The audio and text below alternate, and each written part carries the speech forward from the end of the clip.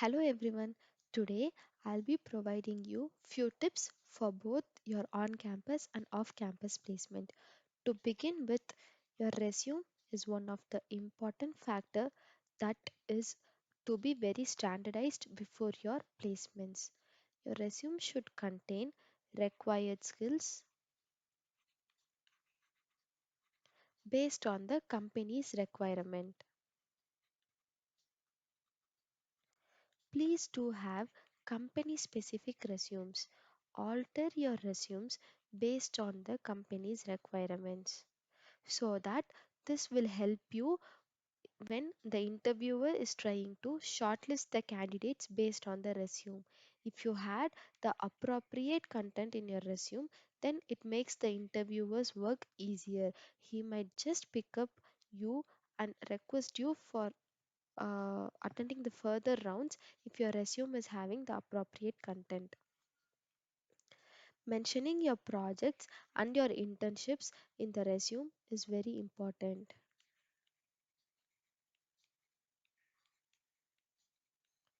In case if your project is completely relevant to the development of the current projects in the company, then your resume can be shortlisted very easily.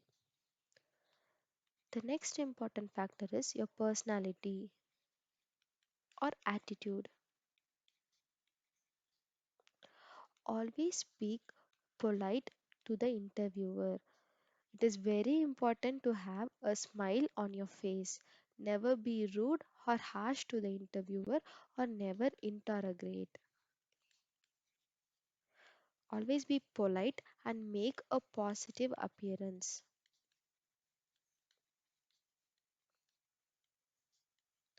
Interviewers always prefer students who are very interactive. When the interviewer is providing you a question, you can be interactive to him, ask him suggestions, try having a discussion with him. This is a positive sign. For example, if we are an interviewer, we would prefer only selecting candidates who are very friendly. If you're just like a robot, then we would, of course, reject that specific candidate. So, you should be very friendly to the interviewer, have good communication with him, build a positive atmosphere, and also always tend him to feel comfortable with you.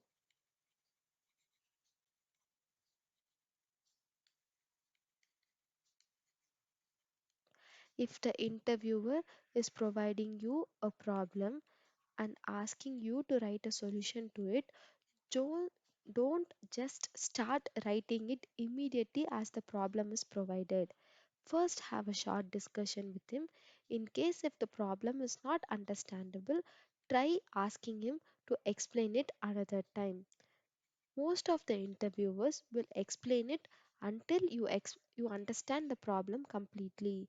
If you start writing uh, the solution for the problem immediately, it might not be the correct answer which the interviewer is expecting. So it is always better to have an interaction to the interviewer before starting a logic implementation, because you will get an idea on what the interviewer is expecting from you, and after knowing the idea then you can start writing the solution.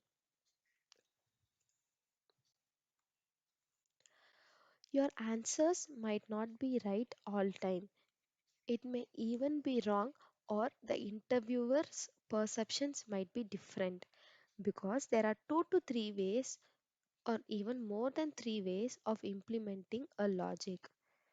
The interviewer might be specific about a specific way, and you might be known to some other way of its implementation. So it's not always true that the interviewer will accept your way of logical implementation. He might even suggest you few other ways, or he might even claim that the way in which you have implemented is wrong. In all these scenarios, you should always treat him good. So I'm sorry for this.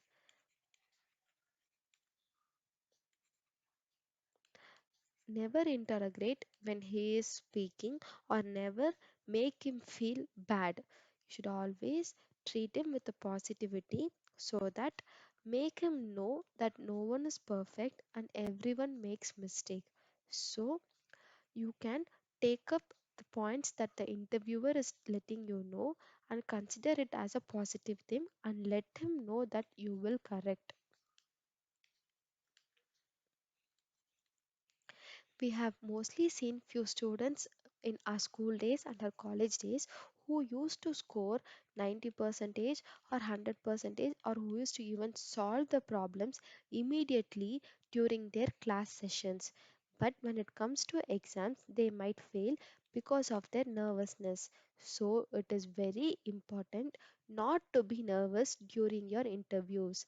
You have to be comfortable and ready to answer any sort of question or face any sort of scenario that is about to appear. If you are nervous, then your confidence level will drastically get down and you will not be able to answer the questions that are pointed against you. For example, if an interviewer is providing you a problem and is asking you to write a solution, you can try to implement the known logic.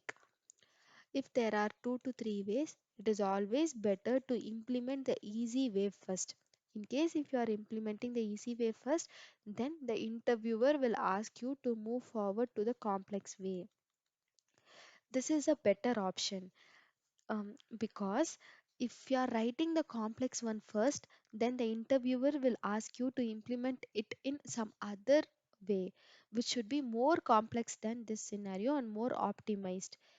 So, this is a bad option. It is always better to implement the way first and then submit it to the interviewer. Now, the interviewer will ask you for writing an optimized code. Now, you can approach the optimized code, which is a positive sign, so that the interviewer might consider that you are having practice and you are trying to recollect some other logic. One important thing that you should always know is no one is perfect. You might even fail when you're recollecting the logic. First, you can try for 10 to 15 minutes for implementing the logic for that particular problem.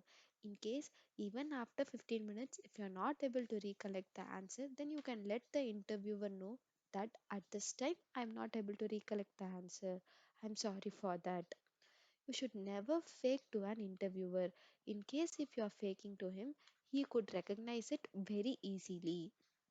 You should be very normal in answering the questions which he is asking, and you should also answer it with truth.